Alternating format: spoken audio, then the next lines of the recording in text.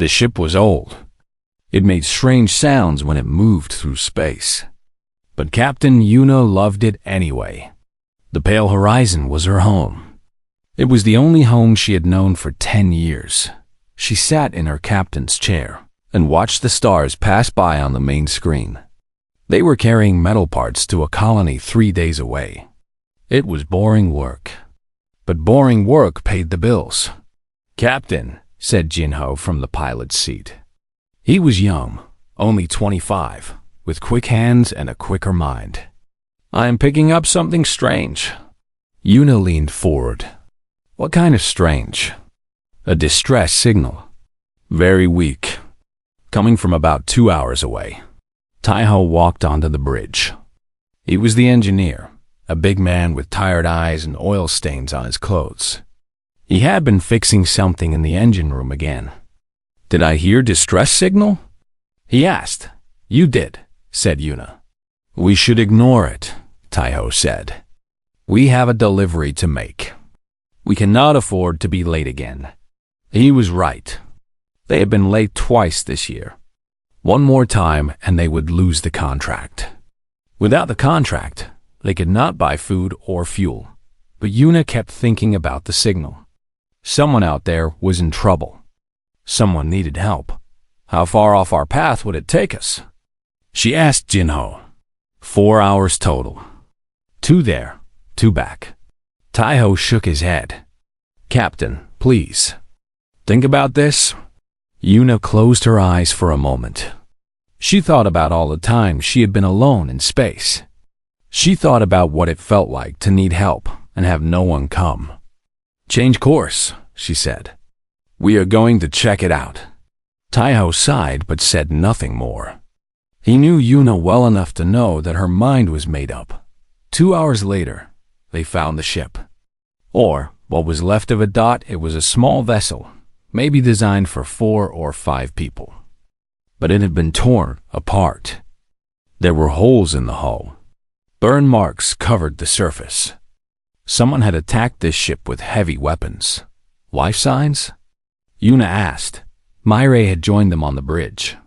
She was the medic, a calm woman with gentle hands and a soft voice. She looked at her scanner and frowned.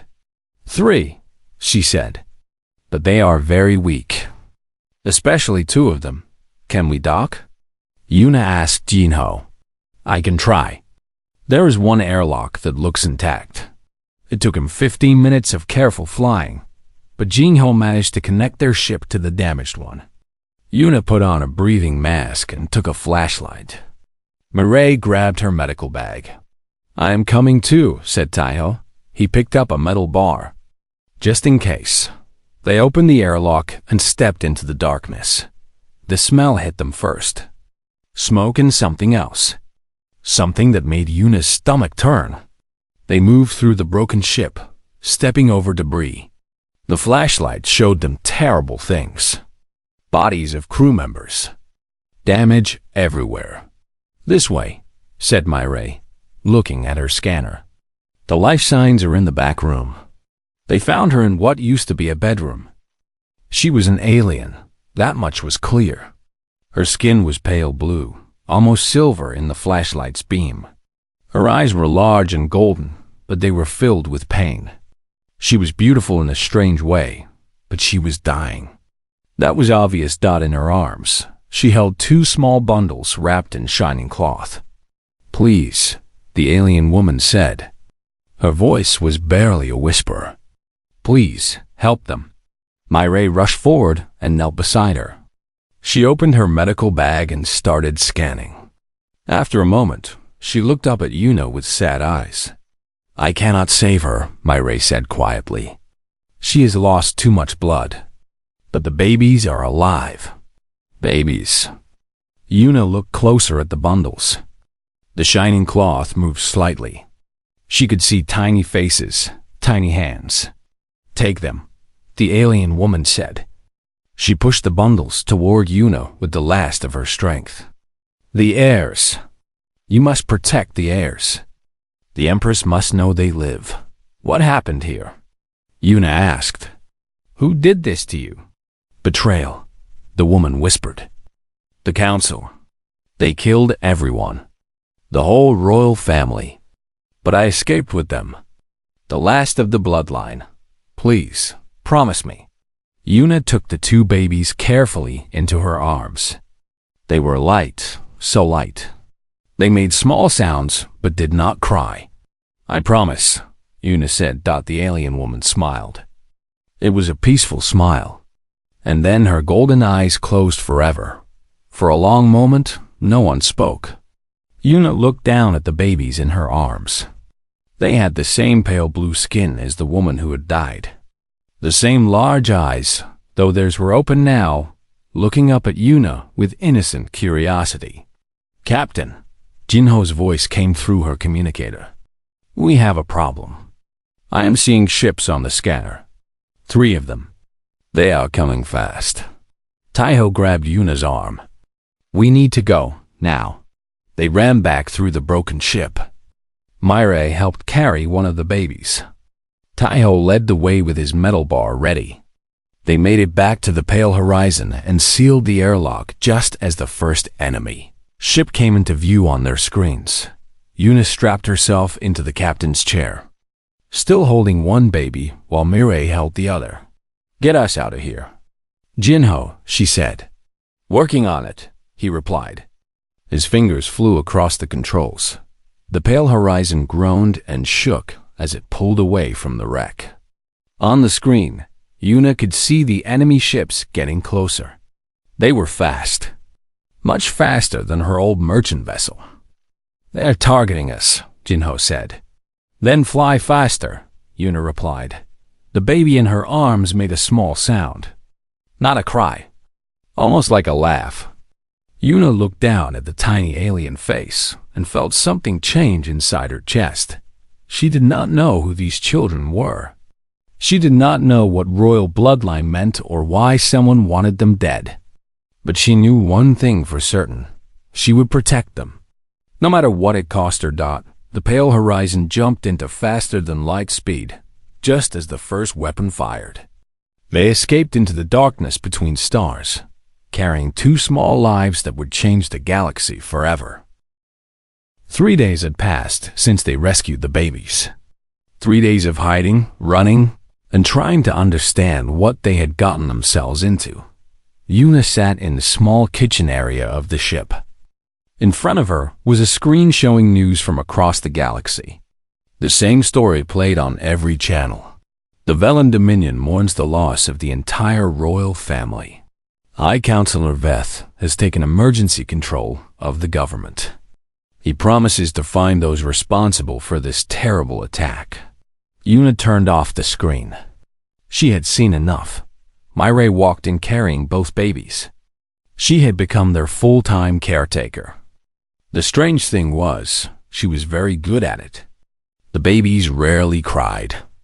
They ate the formula Mirai had made from their limited supplies. They slept peacefully in the small bed she had built from old blankets. How are they? Yuna asked. Perfect, Mirai said with a tired smile. I do not understand it.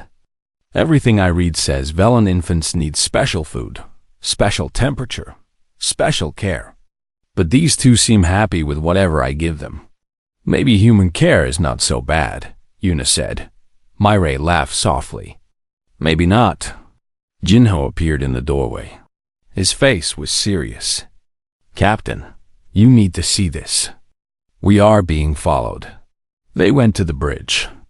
On the main screen, Yuna could see a small ship trailing behind them at a safe distance. It had been there for 6 hours. Who is it? She asked. I do not know, Jinho said. But they are not attacking. They are just watching. Taiho crossed his arms. Could be a scout, reporting our position to the bigger ships. Or it could be something else, Yuna said. Open a communication channel. Jinho looked surprised, but did as she asked. Static filled the speakers for a moment. Then a voice came through. Pale Horizon, I mean you no harm. My name is Corinne. I serve the true Empress of the Velan Dominion. I need to speak with you about the children you carry. The crew looked at each other. Yuna thought carefully before responding. How do we know you are telling the truth? She asked. You do not, Kieran admitted. But consider this. If I wanted to take the children by force, I would have brought warships, not a small scout vessel. I came alone because I want to help. Yuna was quiet for a long time. Finally, she made a decision. You can dock with us. But understand this. If you try anything, my crew will throw you out the airlock. Do you understand? I understand completely, Kieran replied. 20 minutes later, they met their visitor face to face. Kieran was a Velen male, tall and thin with the same pale blue skin as the babies. His golden eyes looked tired, as if he had not slept in many days. He stopped when he saw the infants in Maray's arms. His expression changed to one of wonder and relief. They are alive, he whispered. I cannot believe it. They are actually alive. Start talking, Yuna said. She stood between Kieran and the babies. Who are these children? Why does someone want them dead? Kieran took a deep breath. These are the twin grandchildren of Empress Soren. They are the last surviving members of the royal bloodline. Everyone else was killed 3 weeks ago in a coordinated attack. The news says it was terrorists, Jinho said. The news lies, Kieran replied bitterly. It was High Counselor Veth. He's been planning this for years. He believes our empire has grown weak under peaceful rule. He wants war and conquest. But as long as the royal bloodline exists, he cannot take full power. Myray held the babies closer. So he killed everyone? Even children? Especially children, Kieran said. The younger they are, the greater the threat to his rule. He thought he had succeeded. But the children's nurse escaped with them. We did not know where she went until we intercepted a distress signal 3 days ago. The ship we found, Yuna said. Kieran nodded. By the time I arrived, you had already taken them. I have been following you since, trying to decide if I could trust you. And can you? Taiho asked. I have no choice, Karan said. The Empress is in hiding. Veth's forces control most of the Dominion. And these 2 small babies are the only hope for millions of people who do not want war. He looked at Yuna with something like respect in his golden eyes. I must admit, I did not expect humans to be the ones to save them. My people think your species is primitive, unimportant, but you have done what Velen guards and soldiers could not do. We did what anyone would do, Yuna said. No, Kieran said firmly. You did what very few would do. You risked your lives for strangers. You took in children that were not your own. That is not primitive. That is noble. Before anyone could respond, an alarm began to sound. Jinho ran to the control panel. Ships, he said. Multiple ships. Coming out of faster than light speed. They are surrounding us. On the screen, they could see the vessels appearing one by one. Large warships with heavy weapons. At least 12 of them. Veth's mercenaries, Kieran said, his face going pale. He has hired 3 different fleets to find the children. They must have tracked my ship. Can we outrun them? Yuna asked. No, Jinho said. They are faster than us. They are everywhere. The communication system crackled to life. A rough voice filled the bridge. Attention, human vessel. You are carrying stolen property of the Velen Dominion. Surrender the infants immediately, and you will not be harmed. Refuse, and we will destroy your ship. Yuna looked at the babies in Marie's arms. They were sleeping now, peaceful and unaware of the danger around them. She thought about the alien woman who had died trying to protect them. She thought about the promise she had made. Jinho, she said quietly, find us a way out. Captain, I do not see one. Then make one. Taiho stepped forward. Captain, maybe we should consider our options. These are not our children. This is not our fight. Yuna turned to face him. Her eyes were hard. They became our children the moment we took them onto this ship. And this became our fight the moment someone decided to murder innocent babies for power. She looked at each member of her crew. I will not force any of you to stay. If you want to leave, I will find a way to get you out. But I am not giving up these children. Not today. Not ever. The bridge was silent. Then Myray spoke. I am not leaving them. Neither am I, Jinho said. Taiho sighed heavily. But then he nodded. I suppose someone needs to keep this old ship running. Kieran watched this exchange with amazement on his face. 4 humans on a broken merchant ship, choosing to fight an entire fleet for children that were not even their species. You are all going to die, he said. Yuna smiled. It was not a happy smile. It was the smile of someone who had accepted what was coming and decided to face it anyway. Maybe, she said. But we are going to make them work for it. She sat down in her captain's chair and looked at the enemy ships on the screen. Jinho set a course for Hollow Station. Maximum speed. Hollow Station? Jinho looked confused. That place has been abandoned for 20 years. Exactly, Yuna said. No one will expect us to go there. And I have an idea. The pale horizon turned toward the darkness of space and began to run. Behind them, 12 warships followed. The hunt had truly begun. Hollow Station floated in the darkness like a dead giant. It was old, broken, and forgotten. 20 years ago, it had been a mining station where thousands of workers dug precious metals from nearby asteroids. Now it was just rust and shadows. The pale horizon docked at one of the few working airlocks. The mercenary fleet was still 6 hours behind them. 6 hours was not much time, but Yuna had a plan. Everyone listened carefully, she said, as they gathered in the cargo bay. We cannot outrun them. We cannot outfight them. But we can outsmart them. She pulled up a map of Hollow Station on her portable screen. This station was built for mining. That means it is full of tunnels, equipment, and old machinery. Taiho, I need you to turn all of it into traps. Taiho looked at the map and slowly began to smile. I can do that. The mining drills can be set to activate remotely. The transport rails can be reversed. And there is probably still fuel in some of these tanks. Good, Yuna said. Make it dangerous. Make it confusing. I want anyone who enters this station to regret it. She turned to Jinho. I need you to mess with their communications. False signals. Fake distress calls. Anything that will bring attention to this area. Jinho nodded. If I broadcast on emergency frequencies, other ships might come to investigate. Witnesses that Veth cannot control. Exactly. Myray spoke up. What about me and the babies? Yuna put a hand on her shoulder. You are the most important part. Find the safest room in this station and stay there. No matter what happens, keep those children alive. Kieran stepped forward. I can help. I know how Velen's soldiers think. I can predict their movements. Good, Yuna said. Then you are with me. We are going to greet our guests personally. They had only 6 hours, but they worked like they had been doing this all their lives.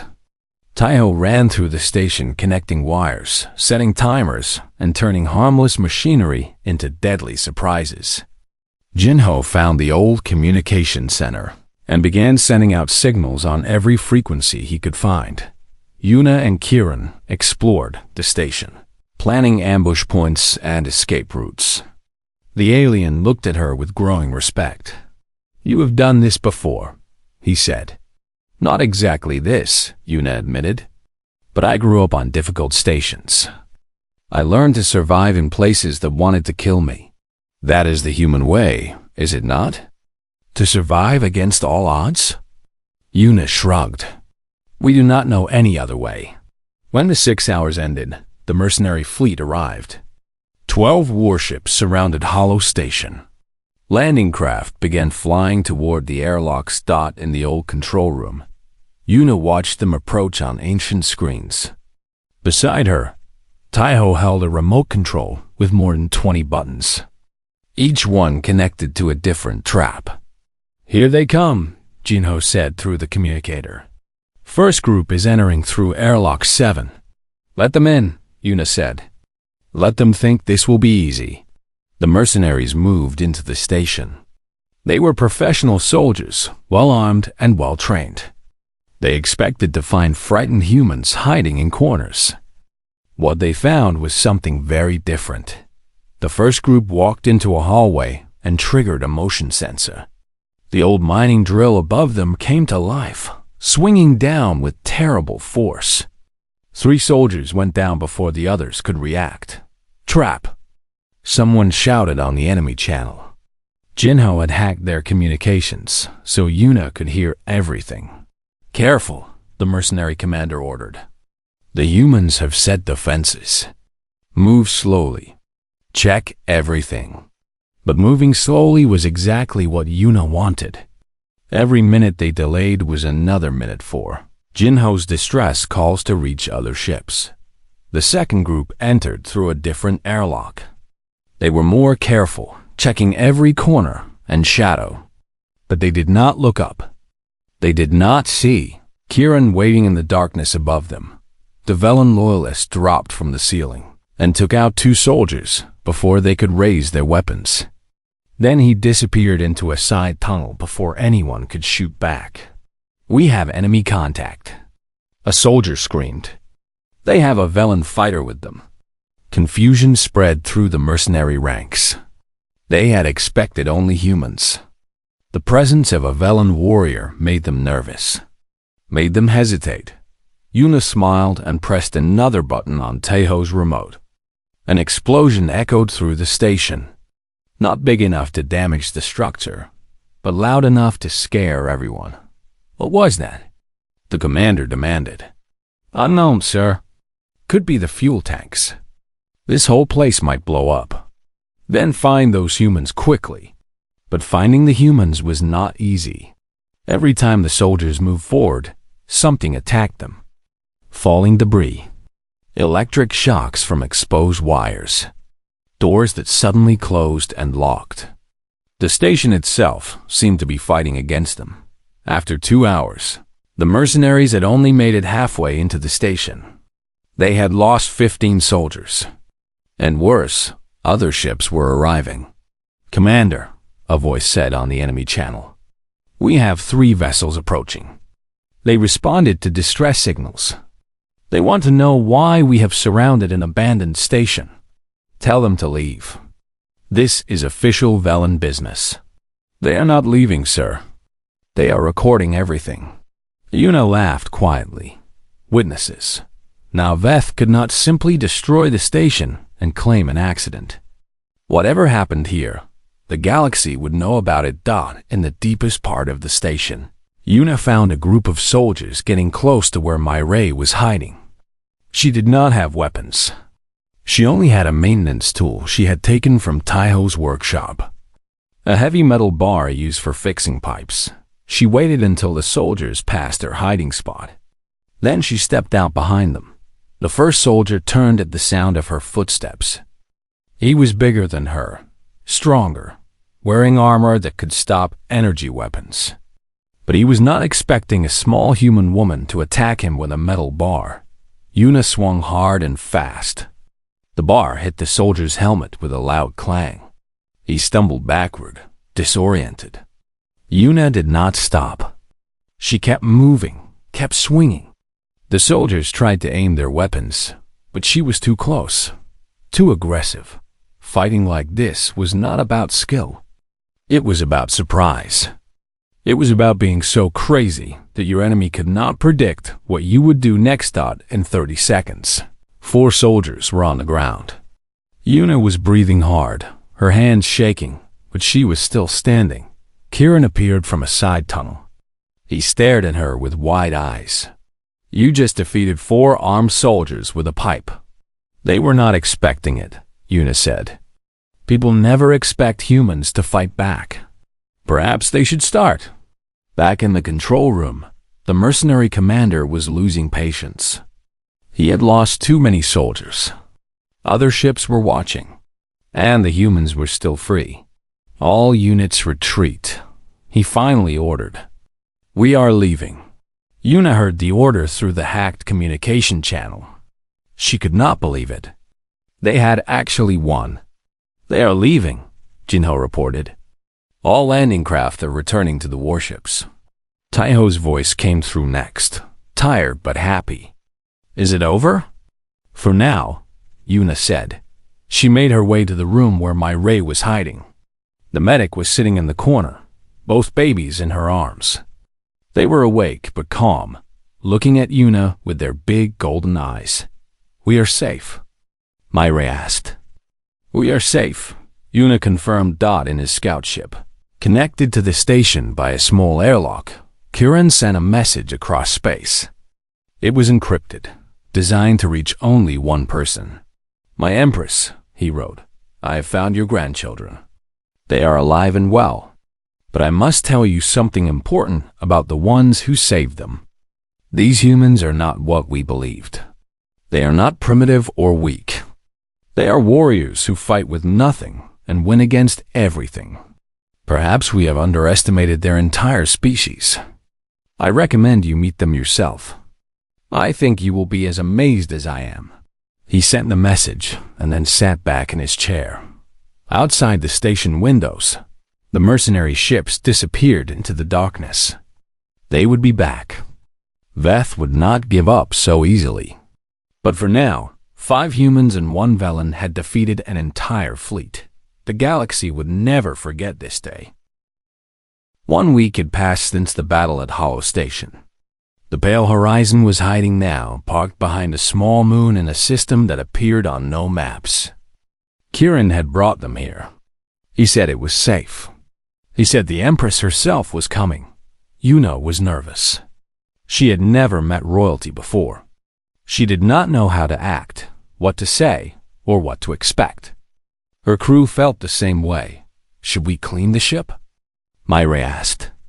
She was holding one of the babies while the other slept in a makeshift bed. It is a bit late for that, Taiho said, looking at the oil stains on the walls. This ship has not been cleaned since I joined the crew.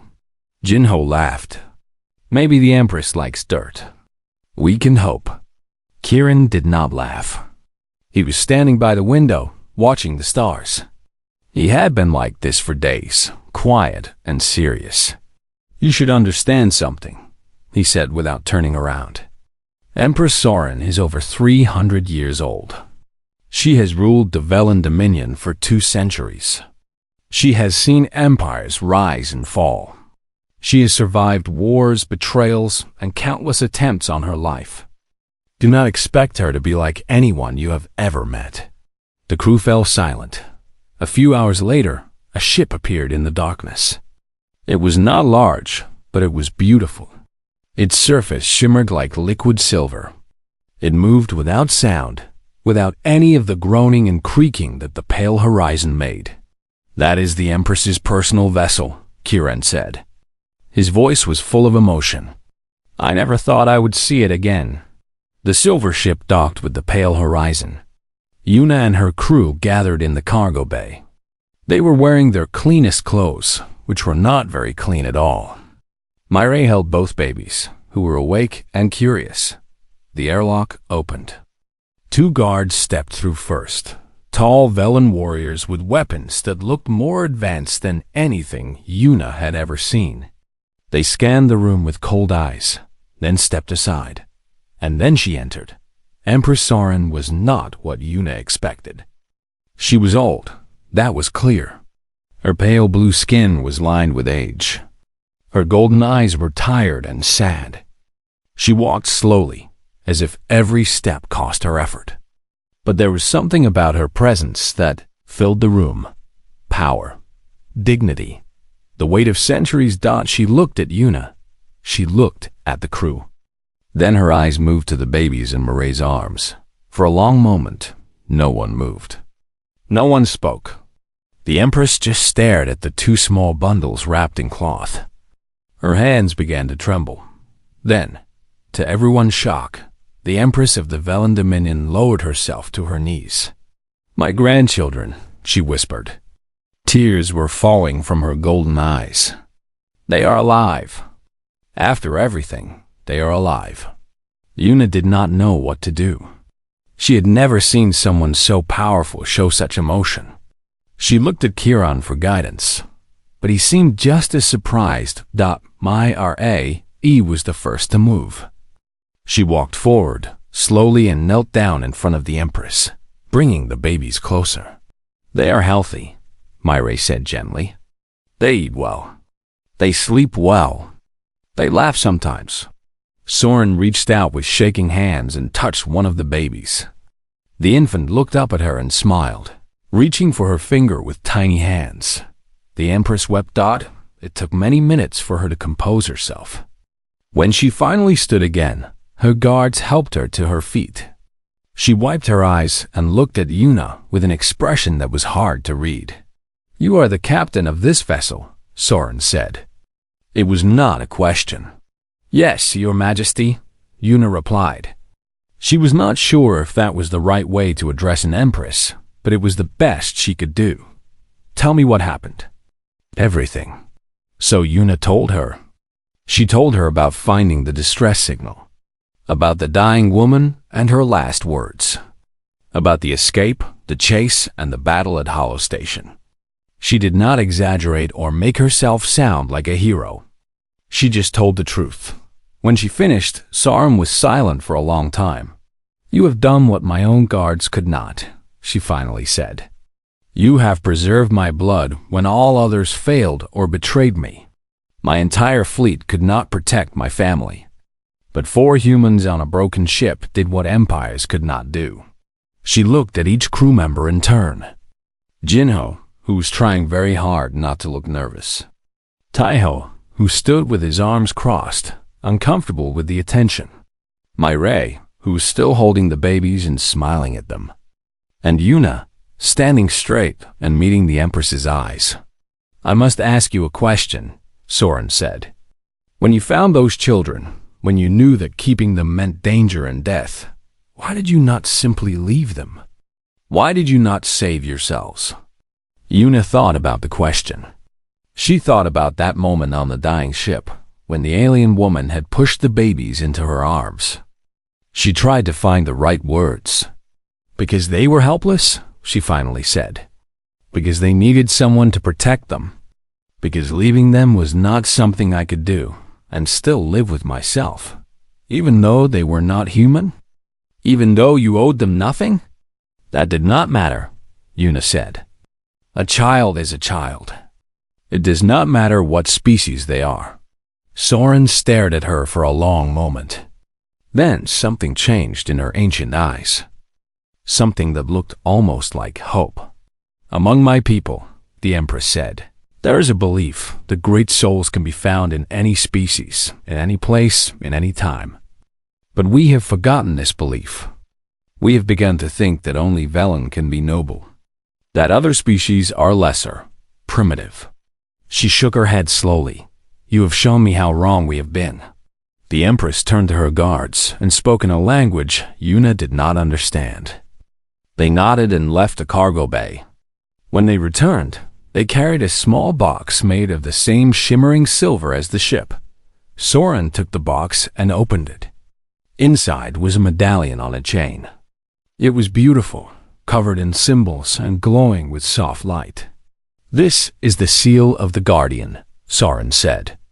"In 300 years, I have never given it to anyone outside the Velen species. But today, I give it to you." She placed the chain around Yuna's neck. The medallion was warm against her chest. "This marks you as a protector of the royal bloodline.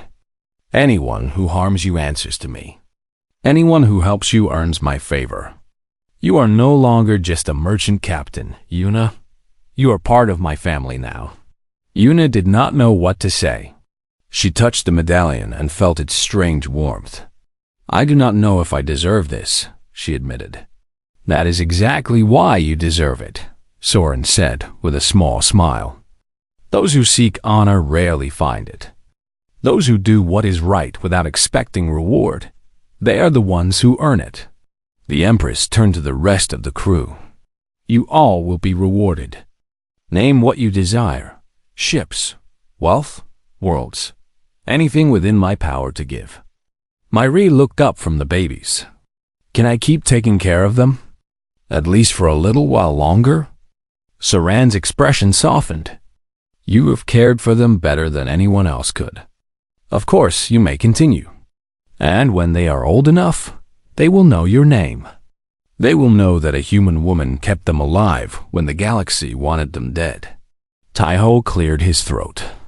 With respect, Your Majesty, I do not need a reward. I just need some parts for our engine. The third power coupling has been making a strange noise for months. Despite everything, the Empress laughed. It was a genuine laugh, something that she clearly had not done in a long time. You will have your parts. And a new ship if you want one. No, Yuna said quickly. We do not need a new ship. The Pale Horizon is our home. Soren nodded slowly. I understand. Home is more than walls and machines. Home is where the heart belongs. She looked at the babies one more time. They were sleeping now, peaceful in Murray's arms.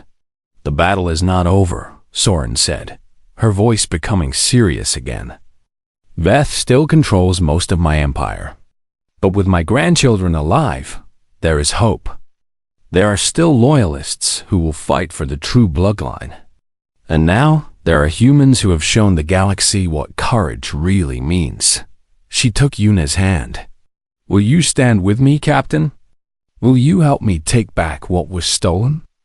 Yuna looked at her crew. They all nodded without hesitation. We will stand with you, Yuna said. Until the end. 6 months had passed. Everything had changed. The war against Counselor Veth was over. It had been shorter than anyone expected. Once the galaxy learned that the royal heirs were alive, Veth's support began to crumble. Soldiers who had followed him out of fear now saw a chance to redeem themselves. Lords who had supported the coup switched sides. And in the end, Veth himself was captured by his own guards. The twins were safe in the Imperial Palace now. They had grown so much in 6 months. They could walk a little, holding on to the hands of their caretakers. They spoke a few words in the Vellum language, but also some human words that Mireille had taught them. The palace staff said they would sometimes cry for Mimi, their name for Mireille, when she was not around. But today was not about the twins. Today was about something else. Something that Empress Soren had been planning since the moment she met the crew of the Pale Horizon. Yuna stood in a room she did not recognize.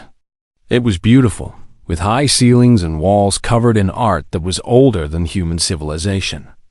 She was wearing clothes that someone else had chosen for her. A formal dress in deep blue, the color of the Velen royal family. It felt strange on her body. She was used to cargo pants and work boots. Stop pulling at it, Mireille said. She was wearing a similar dress in soft white. You look beautiful. I look ridiculous. Yuna muttered. Taeho and Jinho were nearby, wearing formal suits that also looked uncomfortable on them. Taeho kept touching his collar like it was choking him. I do not understand why we have to do this, he complained. Can we not just get our reward and leave? The Empress insisted, Kiran said. He was standing by the door, dressed in the ceremonial armor of the Royal Guard. He looked proud and serious. What she is about to do has never been done before. She wants the whole galaxy to see it. What exactly is she going to do? Jinho asked nervously. Kiran just smiled. You will see. A few minutes later, guards came to lead them to the throne room. Yuna had seen pictures of large spaces before, but nothing had prepared her for this. The throne room of the Velen Dominion was the size of a small city.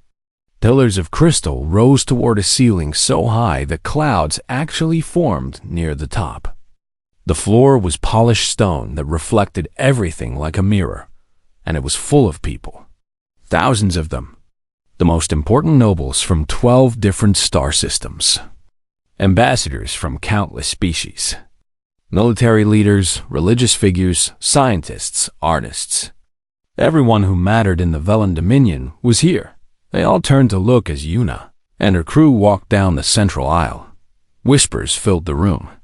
Yuna could not understand most of them, but she heard the word human repeated many times. Some of the voices sounded curious. Others sounded angry. Many sounded confused. At the end of the aisle sat Empress Soren on her throne.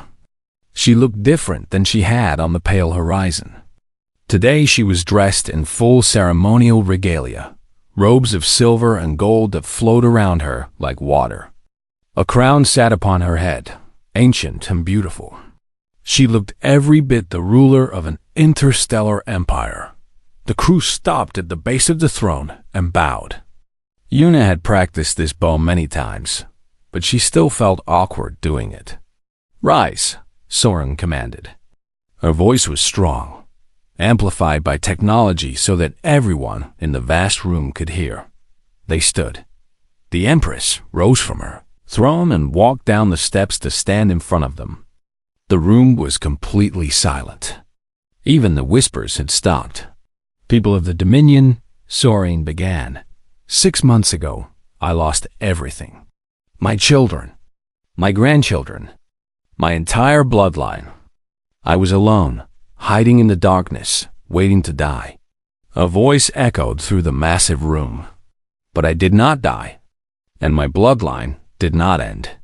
Because of these 4 humans who stand before you today." The whispers started again, louder this time. Yuna saw faces in the crowd that showed disbelief, even anger. Some of the nobles were looking at her crew like they were animals in a display case. "I know what you are thinking," Soren continued. "Humans? The primitive species from the small planet? The ones we have ignored for centuries? How could they have done what our own guards, our own warriors, our own noble houses could not do?" She paused and looked directly at Yuna.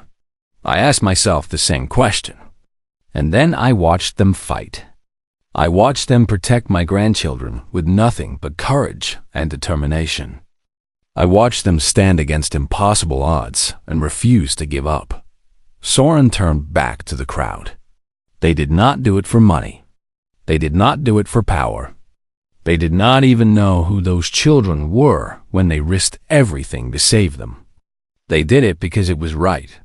They did it because innocent lives mattered more than their own safety. She raised her hand, and the room fell silent again. "By my authority as Empress of the Velen Dominion, I hereby make the following proclamation. From this day forward, humanity is recognized not as a primitive species, but as a protected civilization under the personal guardianship of the Velen Crown." Gasps filled the room. Some nobles stood up in shock. Others looked like they might faint. Any species, nation, or individual that threatens human worlds threatens the Dominion itself. They will be treated as enemies of the Empire. This protection extends to all human colonies, all human vessels, and all human citizens wherever they may travel. Soren paused to let her words sink in. Then she looked at Yuna again. "Furthermore, I grant noble titles to Captain Yuna and her crew. They will be recorded in the Book of Heroes, their names remembered for as long as the Dominion stands. Their ship, the Pale Horizon, is declared a heritage vessel, to be honored and respected wherever it travels." One of the nobles near the front stood up. He was old and angry, his face twisted with disgust. "This is an outrage," he shouted. "You would place humans above us? Above Velen nobles who have served the crown for generations?" Soren turned to face him. Her expression did not change, but something in her eyes made the noble take a step back. "You speak of service to the crown," she said quietly. Her voice was calm but cold. "Where was your service when my children were murdered? Where was your loyalty when Veth seized power? Did you fight for me? Did you risk your life for my grandchildren? The noble said nothing. You abandoned my heirs to die, Soren continued. You hid in your mansions and waited to see who would win. But these humans crossed the stars to save children they did not know. Children of a species that had never done anything for them. Tell me again, who's worthy of honor? The noble sat down. He did not speak again. Soren walked back up the steps to her throne, then turned to face the room one final time. Let this day mark a new chapter in our history. Let it be known that courage is not bound by species. That nobility is not inherited but earned through action. And that the Velen Dominion has found new allies worthy of our respect. She raised her hand in a formal gesture. So I have spoken. So it shall be. The room erupted. Some were cheering. Others were shouting in protest. But it did not matter. The Empress had made her claim, and no one could undo it. Later that night, Una stood on a balcony of the palace, looking out at the stars. The ceremony was over. The parties and celebrations continued somewhere below, but she had needed fresh air. She needed quiet. Myre found her there. Quite a day, Myre said, joining her at the railing. Quite a day, Una agreed. They stood in comfortable silence for a moment. In the distance, Una could see the lights of the capital city, spreading out like a sea of stars on the ground. The twins said your name today, Myre said. Both of them. Una, clear as anything. Una felt something warm in her chest. They did? They did. The caretakers were very impressed.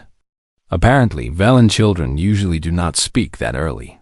Must be all that human influence, Una said with a small smile. Myre laughed. Then she grew more serious. So what now, Captain? We are nobles now. We have protection, money, everything we ever needed. We could stay here, live in the palace, never worry about anything again. Una thought about it. She thought about the soft beds and the good food. She thought about never having to fix a broken engine or worry about running out of fuel. It sounded nice. It sounded peaceful, but it did not sound like her. The galaxy is a big place, she said slowly. Full of people who still think humans are nothing. Full of species who have never seen what we can do. She turned to look at Myre. I think we have a lot more to prove. Myre smiled. It was the smile of someone who had expected exactly this answer. I was hoping you would say that. What about the twins? Can you leave them? Myre's smile became softer. They are safe now. They have an empire to protect them. But I will visit, often. And when they are old enough, I want to tell them about everything we have done. Everything we are going to do. Footsteps approached. Taiho and Jinho joined them on the balcony, still wearing their formal suits but looking more relaxed now. I fixed that power coupling, Taiho said. The new parts from the Empress work perfectly. The ship is ready to go whenever you are. Jinho grinned. I found some star charts in the palace library. There are systems out there that no human has ever visited. Species we have never met. Una looked at her crew. Her family. 4 humans who had changed the course of an empire. Then what are we waiting for? She said. They walked together through the palace, past the guards who now bowed to them with respect, past the nobles who whispered their names with wonder and fear. They walked to the landing,